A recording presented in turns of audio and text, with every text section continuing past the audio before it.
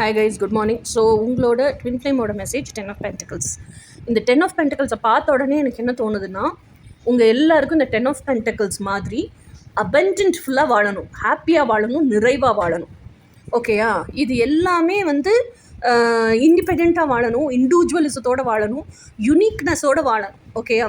உங்களோட பேஷன் என்னவோ, soul aligned fashion என்னவோ, அதை கெரியராக உருவாக்கி அதில் சம்பாரித்து மன நிறைவோட, நிம்மதியோட, ஹாப்பியாக, எப்படி சொல்கிறது, காமாக, அமைதியாக வாழணும். உங்களுக்கு யாரையும் எந்த தொந்தரவும் பண்ண வேணாம். நம்ம பாட்டு நம்ம வேலையை பார்த்தோமா, நம்மளுக்குமா காசு வந்துச்சா, பீஸ்ஃபுல்லாக அதை என்ஜாய் பண்ணோமா, நமக்குள்ளேயே ஹாப்பியாக இருந்துக்கிட்டோமா, அப்படி வாழணும் உங்களுக்கு. ஓகே? ஆனால் அதை வாழ்கிறதுல உங்களுக்கு என்னென்ன இந்த அபண்டன்ஸ் ஃப்ளோ வரமாட்டேங்குது. ஏன் வரமாட்டேங்குது அப்படின்னு யோசிச்சிங்கன்னா தெரியல. அப்போது நீங்கள் என்ன பண்ணுறீங்கன்னா, இந்த டிவைன் மாஸ்குலைன்ட்ட சரண்டர் பண்ணி எனக்கு மாசானா இவ்வளோ வேணும்னு கேட்குறீங்கல்ல, அங்கே தான் அந்த பிரச்சனை நடக்குது. டிவைன் மாஸ்குலைன்ட்ட இவ்வளோ வேணும்னு சரண்டர் பண்ணிடுறீங்க.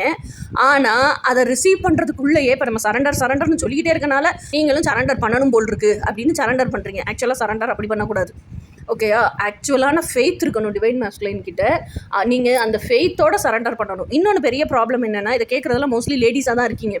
இத்தனை நாள் உங்கள் மாஸ்குலினிட்டிலேயே நீங்கள் வாழ்ந்துட்டீங்க. நீங்கள் கல்யாணம் ஆன பெண்ணோ, கல்யாணம் ஆகாத பெண்ணுன்னா பேரண்ட்ஸ்கிட்ட இல்லாமல் தனியாக இருந்து தனக்கான நீட்ஸை தானே பூர்த்தி பண்ணிக்கிற ஒரு பெண்ணாக இருந்து நீங்களே சம்பாரித்து அந்த சம்பாத்தியத்திலே வாழ்கிற பெண்ணாக இருக்கிறீங்க. அப்போ சம்பாதிக்கிறதுக்கு என்ன வழி? அந்த காசை பெருக்கிறதுக்கு என்ன வழி?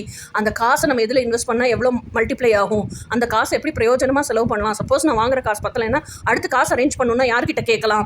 இதெல்லாம் நீங்களே யோசிச்சு எந்த பொருளை எங்கே வாங்கலாம், அந்த பொருள் வாங்கணும்னா அது ஃபுல்லாக விசாரிக்கணும். எந்த பொருள் இதே குவாலிட்டியில் என்ன ரேட் டிஃப்ரென்ஸில் கிடைக்குது, எந்தெந்த கடையில் ரேட் டிஃப்ரென்ஸில் கிடைக்குது, தரம் குறையாமல் எப்படி வாங்குறது, இது எல்லாத்துக்கும் நீங்களே அலைஞ்சு திரிஞ்சு இன்ஃபர்மேஷன் கேதர் பண்ணி அத்தனையும் உங்கள் தலையில் இழுத்து போட்டு செஞ்சு, கல்யாணம் ஆன பெண்ணாக இருந்தாலும் உங்கள் ஹஸ்பண்ட் இவ்வளோ எஃபிஷியண்ட்டாக இல்லை அப்படின்னா, இல்லை ஹஸ்பண்டு காலையில் வேலைக்கு போயிடுவார், ராத்திரி 11 மணி 12 மணிக்கு தான் வீட்டுக்கு வர்றவராக இருப்பார், வீட்டு வேலையை ஒன்றுமே செய்ய மாட்டாராக இருக்கும். அப்போ நீங்கள் தான் எடுத்து செய்கிற நிலையில் பொசிஷனில் இருப்பீங்க. அப்போ கம்ப்ளீட்லி உங்கள் மாஸ்குலைனிட்டிலேயே நீங்கள் இருக்கும்போது நீங்கள் எப்படி ஃபெமினிட்டிக்குள்ளே ரிசீவிங் எனர்ஜிக்கு வருவீங்க? ரிசீவிங் எனர்ஜிக்கு ஃபெமினைனாக பிறந்து ஃபெமினைன் எனர்ஜி தான் உங்களுக்குள்ளே இருக்குது. அதே மாதிரி எதிர்பார்ப்புகளும் ஃபெமினைன் மாதிரியே தான் இருக்குது.